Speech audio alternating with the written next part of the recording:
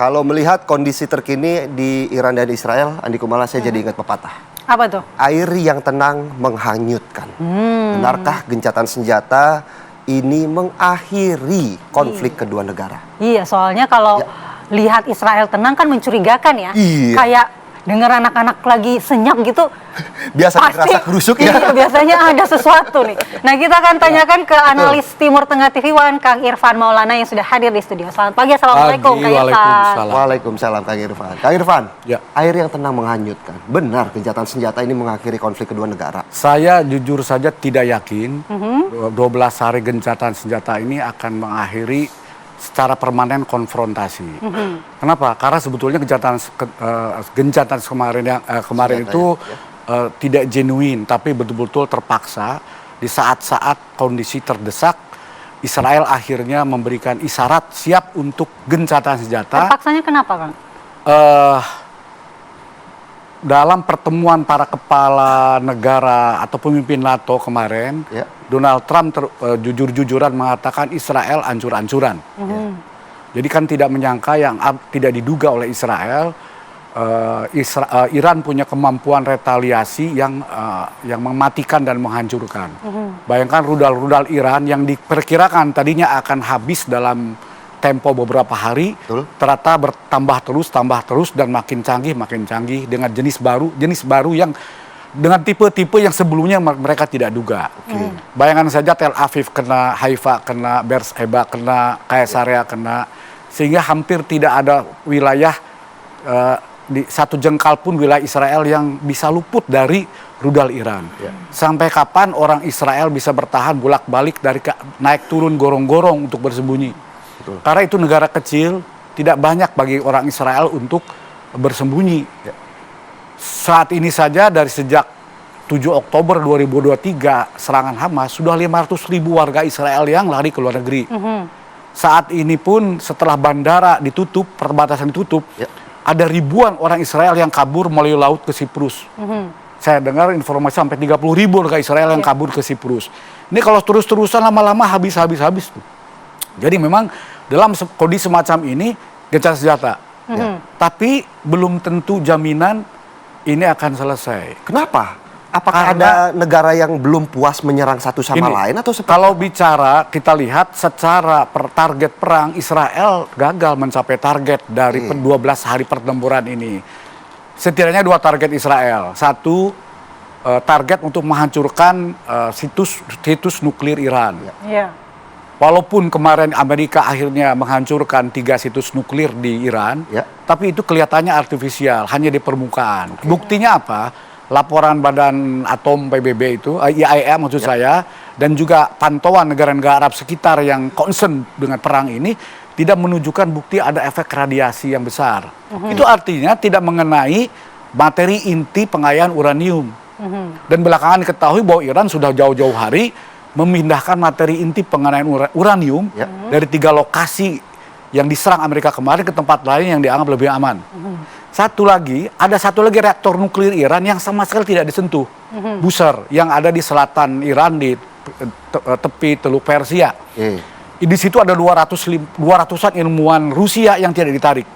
Itu masih utuh. Ya itu kan salah satu yang didukung oleh pihak Rusia supaya tidak dihancurkan atau tidak diserang oleh Amerika. Ya, itu memang terbukti sama sekali tidak disentuh. Itu artinya satu target gagal. Yang kedua, target untuk mendorong rakyat Iran menggulingkan rezim Ali Khamenei itu juga tidak terjadi. Malah sebaliknya, rakyat Iran menjadi lebih solid, kohesif, mendukung penguasa saat ini. Mengapa? Karena kalau sudah mengenai banyak korban sipil, ini 500 orang yang tewas itu mayoritas warga sipil Iran, itu akan menimbulkan perasaan kebangsaan dan solidaritas nasional. Yang pada akhirnya mereka solid bersama Ali Khamenei untuk melawan serangan Israel. Walaupun sebetulnya ada yang berhasil dilakukan oleh Israel. Satu, akhirnya Israel atau Netanyahu berhasil menarik keterlibatan Amerika. Walaupun tidak signifikan. Pertama, setidaknya target menghancurkan situs nuklir walaupun itu palsu ya, semu dilakukan. Yang kedua, memaksa Iran untuk bersedia mengikuti gencatan senjata. Itu untuk sementara menyelamatkan muka Netanyahu dan menyelamatkan Israel dari kehancuran. Tapi saya yakin Netanyahu selama belum tercapai targetnya, dia tidak akan berhenti.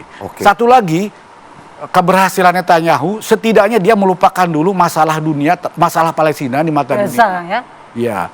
Nah sekarang orang kembali fokus akhirnya ke masalah Palestina. Ya. Tapi kalau melihat bahwa target dari Israel ini belum tercapai, apakah ini juga menunjukkan bahwa Israel ini memiliki kelemahan untuk mendeteksi di mana kekuatan Iran dan juga di mana target-target yang harusnya mereka serang? Mossad itu terkenal ya menjadi legenda, termasuk lembaga intelijen paling canggih di dunia, menyusup ke berbagai kalangan di berbagai negara, bahkan bisa ke level pejabat tinggi negara. Dalam kasus Iran itu menunjukkan bukti juga prestasi Mossad ketika kasus terbunuhnya Ismail Haniya dan terbunuhnya sejumlah jenderal petinggi Garda Revolusi Iran dan sejumlah ahli nuklir Iran. Tapi sehebat-hebatnya ternyata di atas langit ada langit. Ternyata kehebatan Mossad itu tidak mampu mendeteksi kemampuan dan kepemilikan rudal Iran. Seberapa canggih dan berapa jumlahnya. Terutama soal kuantiti. Ini ternyata nggak habis-habis ini rudal. Sebenarnya Iran itu pertahanan dalam posisi lemah. Hampir semua wilayah udara Iran itu dalam jangkauan penguasaan serangan udara Israel dan Amerika. Tetapi Iran punya rudal yang entah di mana disembunyikan dan berapa jumlahnya, terus menerus nggak ada berhenti-berhenti. Setelah Fatah muncul Sijil, setelah Sijil muncul Khaybar, nanti muncul apa lagi tuh?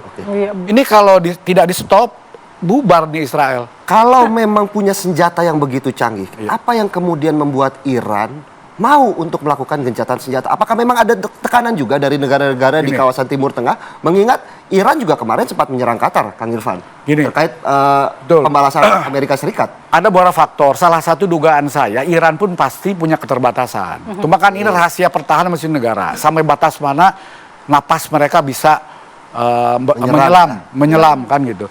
Nah saya pikir Iran juga berhitung. Kalau terus-menerus rudal dia keluarkan, stok habis, kan gitu. Bahaya juga.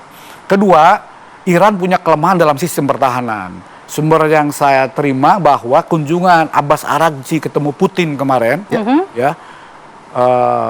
berhasil mendapatkan dukungan Putin kepada Iran untuk menjalankan haknya membela diri. Tetapi tidak ada komitmen dukungan atau support yang konkret militer secara militer. Saya dapat informasi Iran yang sudah membeli sistem pertahanan canggih dan sudah bayar, tapi barangnya belum dikirim. Oke, berarti masih ada yang menggantung ya. Jadi masih banyak menggantung. Dan saya kira juga tekanan negara-negara patron dari kedua pihak, baik Amerika, Rusia maupun Cina, yang memang mendorong untuk deeskalasi.